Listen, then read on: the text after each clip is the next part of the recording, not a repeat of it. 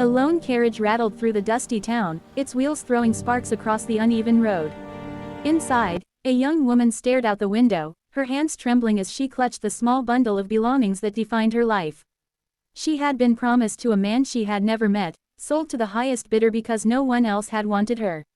The townsfolk whispered and laughed behind closed shutters, their eyes full of pity and judgment. She felt invisible, like a ghost wandering through a world that had no place for her. When the carriage finally stopped in front of a weathered cabin, Will the you man be she was my meant to mommy? marry didn't even greet Yes, her. I will He be your simply mommy. looked her over with detached indifference. She stepped down, her heart heavy, her spirit aching for something she couldn't name.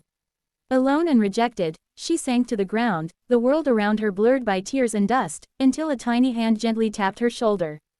A little girl, no older than 7, peered up with wide, trusting eyes. Her hair was tangled, her dress patched, but her smile radiated warmth that the bride had not felt in years. "Can you be my mommy?" she whispered, voice trembling yet filled with hope. The bride's chest tightened, the weight of loneliness and despair melting into an unfamiliar surge of love. The girl's innocent plea struck something deep inside her, igniting a fire she thought had long been extinguished. The world outside still sneered and judged, but here, in this small cabin, love was possible. The bride lifted the girl into her arms, holding her as if she had been waiting for this moment her entire life. The air seemed to shimmer, the shadows retreating, as if the universe itself approved of this unexpected bond. The days that followed were filled with small, miraculous moments. They worked together to sweep the cabin, fix broken furniture, and cook simple meals over the crackling hearth. The girl laughed freely, her giggles echoing through the wooden walls, while the bride felt a warmth she hadn't known she could carry. Each story the girl told, each question she asked, wove a tapestry of connection that the bride had never experienced.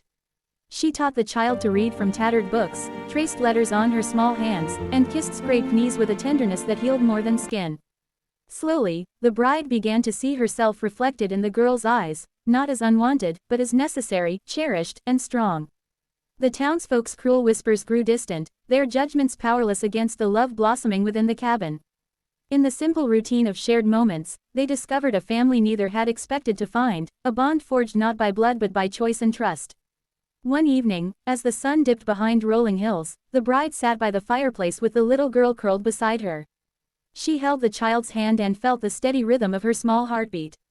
"I was afraid no one would ever want me," she admitted softly, voice barely a whisper. The girl leaned her head against the bride's shoulder and whispered back, "I wanted you all along." Tears welled in the bride's eyes, but they were not tears of sorrow, they were tears of relief, of joy, of a love that had found her when she had given up hope.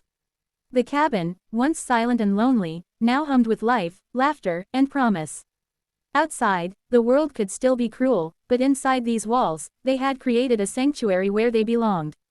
The bride, once invisible and abandoned, finally felt seen, loved, and whole, all because a small voice had dared to ask the simplest question, "Will you be my mommy?"